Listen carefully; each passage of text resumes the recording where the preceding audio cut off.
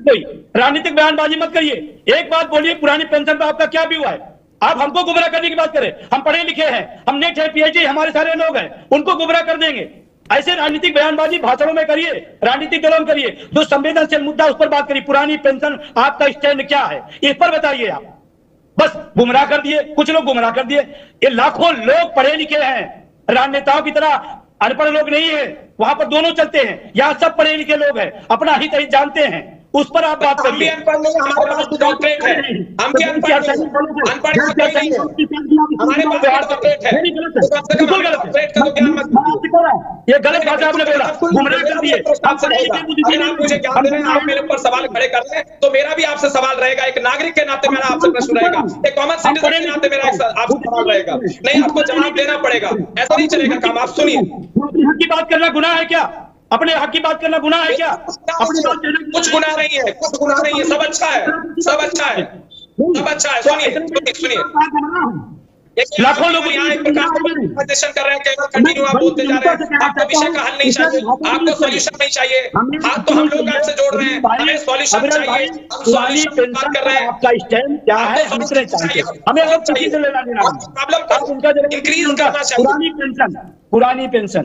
पुरानी पेंशन सामाजिक सुरक्षा सरकार की जिम्मेदारी होती है। प्रधानमंत्री मुख्यमंत्री संरक्षक होता है हमारा।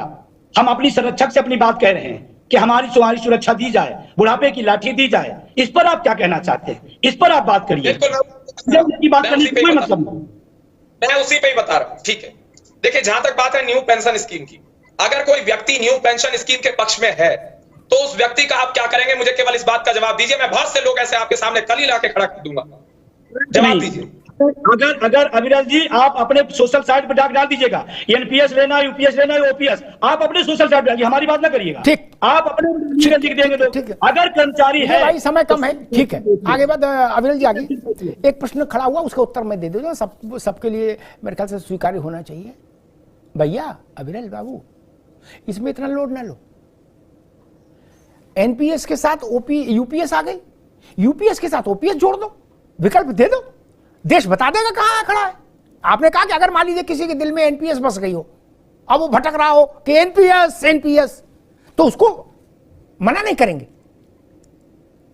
तुरंत एनपीएस उसको मिल जाएगी। फार्म में एक विकल्प और भर दो। सुजाता जी, तो अच्छी बात बताई ना मैंने, गलत तो नहीं कहा। सामान्य आदमी भी जान लेगा कि एनपीएस, यूपीएस और ओपीएस।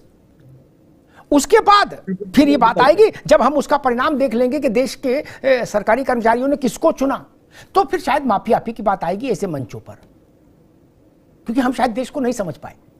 ठीक। दूसरी बात अविरल जी ने कही कि भाजपा ने नहीं मांगा था परमिशन। भैया, जो परमिशन देने वाली मशीनरी होती है ना आशीष जी, वो इतनी समझदार होती है। समाजवादी की सरकार होती है तो लोहिया जी से जुड़े सारे कोई भी समिति बना लीजिए, उसको परमिशन तुरंत कलेक्टर घर आके दे जाता है। क्या आजकल दीनदयाल जी का चल रहा है, चल रहा है ना, श्यामा प्रसाद मुखर्जी स्मृति न्यास बना लीजिए। सुजाता जी, कहीं कोई फाइल रुकती है? नहीं, क्योंकि अधिकारी भी जानते भैया इन्हीं की तो सरकार है। गलत तो नहीं कहा सुजाता जी? दीनदयाल स्मृति विचार मंच बना लीजिए, उसकी फाइल कैसे रुक सकती है? सुजाता जी बताओ, हाँ ना? लेकिन आज के दौर में मुलायम सिंह यादव स्मृति विचार मंच बना लोगे तो उसकी फाइल रुकी जाएगी। गलत तो नहीं कहा? ये सत्ता का चरित्र होता है और ब्यूरोक्रेसी उस चरित्र को पहचानती है। इसलिए मैं फिर कहता हूं, जिन लोगों को ये है कि हमारा ये सरकारी कर्मचारियों का ये सही प्रतिनिधित्व ये लोग नहीं कर रहे जो प्रदर्शन कर रहे हैं, तो आपकी जिम्मेदारी है कि आप सही प्रतिनिधित्व करने वालों को सामने लाइए ना देश के। आप हर जिले में एक ऐसा प्रदर्शन करा दीजिए कि we want NPS, only NPS. सोमवार से लेकर शनिवार तक आप कहते रहे कि एनपीएस से बेहतर कुछ नहीं, इसमें कई राय रत्ती परिवर्तन नहीं करेंगे, और इतवार को आपने अचानक से कह दिया कि नहीं एनपीएस नहीं, अभी और उससे अच्छी वाली दवा लाए हैं। क्या पहले कह रहे थे 300 mg की गोली ठीक है, अब कह रहे 600 mg की लिए आए। क्यों? या तो पहले वो खराब थी तो क्यों नहीं माना वो खराब है? 21 साल खराब चीज चली क्यों? 21 साल खराब चीज चली क्यों? भाई ये माना कि खराब है, तभी ना उस नई स्कीम आई। इसकी जिम्मेदारी कौन लेगा? खराब चीज 21 साल कैसे चली और क्यों चली? अजीत सिंह जी थे तो मंत्री थे केंद्र में, तो ऐसी बातचीत होने लगी भ्रष्टाचार की इसकी। मैंने कहा दुनिया का भ्रष्टाचार छोड़ो, पहले आप ये बताओ सांसद और मंत्री को कितनी तनख्वाह मिलती हुई इतनी, और मैंने उसके एक दिन का खर्चा जोड़ लो, जांच कराने की भी जरूरत नहीं। क्या 5 जोड़ी तो कुर्ता पजामा बदल लेते हो सुबह से शाम तक, 250 रुपया धुलाई जा रही है उसकी, कहां से आ रहा है? हम तो मोटी बात जानते हैं ना,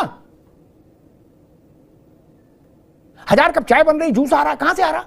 मुफ्त में गंगा जी से पानी ले आते हैं उससे बन रहा नहीं ना। तनख्वाह तो उतनी है ना जितनी स्टेट बैंक में आती है। विधायक की तनख्वाह, सांसद की तनख्वाह हमको मालूम नहीं क्या सुजाता जी? मालूम है ना, आप तो इंटरनेट पे है, अब तो कोई चोरी छुपा कर नहीं सकता। और मेरी उनसे हमेशा ज्यादा तनख्वाह रही क्या? और मेरी दुर्दशा देख लो और उनका वैकुंठवास देख लो।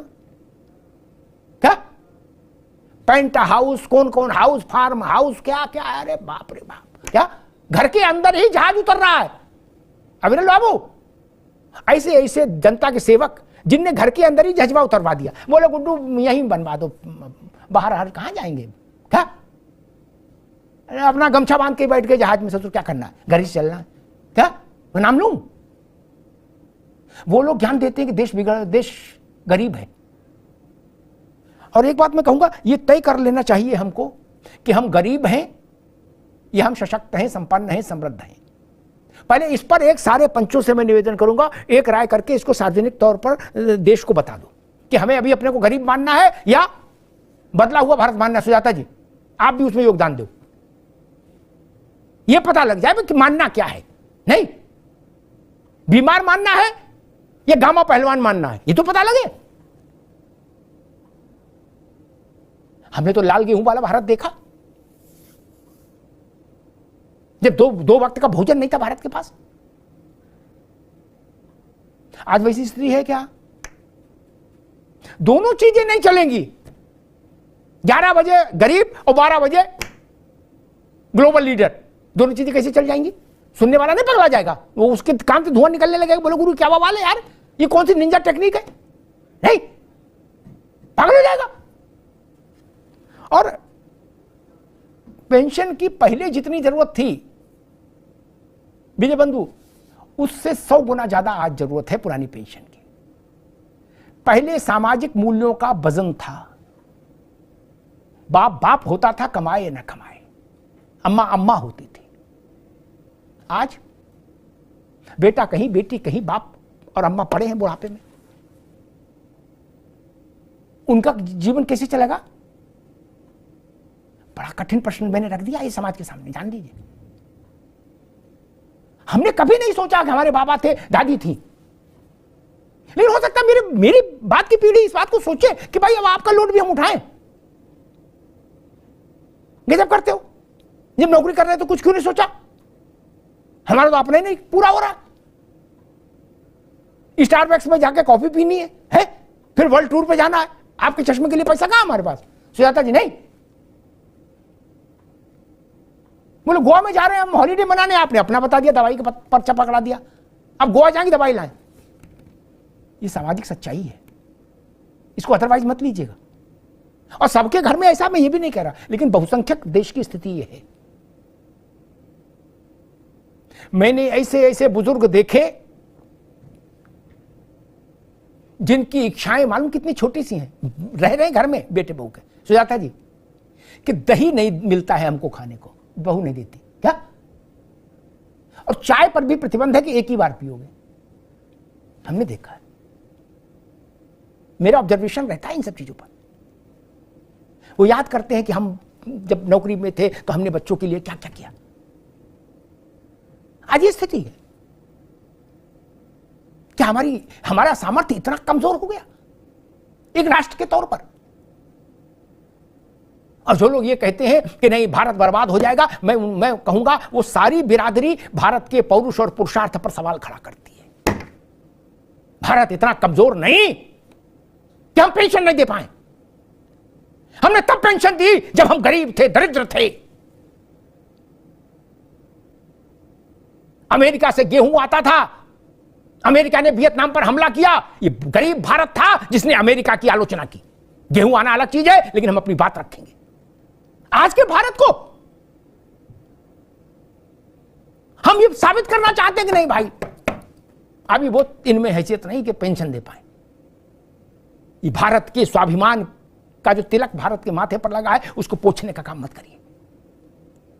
140 करोड़ 50 करोड़ का भारत 1 करोड़ लोगों को पेंशन नहीं दे सकता, नहीं। और अगर कहीं खर्चे कम करने हैं तो कम किए जाने चाहिए। बहुत जगह लीकेज है, वहां एमसील लगाने की जरूरत है अविरल बाबू, नहीं, बहुत जगह लीकेज है, नहीं। मैं तो ऐसे नेताओं को जानता हूं, वो बोलते हैं कि यार सुबह दिल्ली हूं, दोपहर में बेंगलुरु हूं और शाम को हैदराबाद हूं, पैदल तो जाने रहे। ये जहाज की टिकट कहां से आती है सुजाता जी? नहीं, हम लखनऊ तक का टिकट कराने सोचना पड़ता है, यार पैसा लग गया। नहीं, जैसे आम आदमी टेम्पू में नहीं चलता, वैसे नेता जहाज में चल रहे हैं कि नहीं? बोलो हाँ या ना। सुजाता जी चल रहा है कि नहीं? कभी नहीं, जोर से बोलो, कभी किसी नेता से आपने सुना कि यार सुजाता जी मुझे जाना है बंबई, पैसे ही नहीं, कहां से जाऊं? सुना? तब अविरल बाबू गलत नहीं कह रहा? अभी आपको फोन आ जाए, बोले नागालैंड आ जाओ, आपको भाई रात की फ्लाइट ले लेता हूं, और थोड़ा और भगवान की कृपा रहेगी, साल 2 साल बाद हो सकता है आप ये कह दो कि भाई साहब फ्लाइट तो नहीं, मैं चार्टर ले लेता हूं और पहुंच रहा हूं नागालैंड। नहीं, गरीब आदमी आज भी इसी चिंता में है कि भैया 10 की कमाई और 20 का खर्चा, इसलिए पेंशन जरूरी है। धन्यवाद। पेंशन जैसे एकमात्र इशू पर पूरा देश के लोग सड़कों पर आज आक्रोश मार्च निकाल रहे हैं। 20 साल का अगर झंडा और डंडा उखड़ सकता है तो यूपीएस भी उखड़ेगा, और अभी महाराष्ट्र और हरियाणा का चुनाव का परिणाम आने दीजिए, ये भी बदलेगा। यूपीएस चाहिए, पुराना बुढ़ापे के अंदर जो हमसे अधिकार खो रहे हैं तो हमें चाहिए। बुढ़ापे में हम किसके सारे जिंदगी जिएंगे? सरकार नया झुंझुना लेके आई है, एनपीएस से भी खराब है यूपीएस, और हम सभी कर्मचारी एक ही मांग है हमारी, ओल्ड पेंशन स्कीम, इसके अलावा हमारे को कोई मंजूर नहीं। हरियाणा की बात, पुरानी पेंशन स्कीम ये इन्होंने आपसे छीनी, हम ये आपको वापस देने जा रहे हैं। दोस्तों, आज की दिनांक 26 सितंबर 2024 इतिहास के पन्नों में दर्ज हो चुकी है। दोस्तों, पूरे भारत के राज्यों में, जिलों में, हर चौराहे पर आपको आज एक ही नजर में आएगा, आक्रोश मार्च। अब आक्रोश मार्च क्या है, इसकी जानकारी इस वीडियो में आपको बता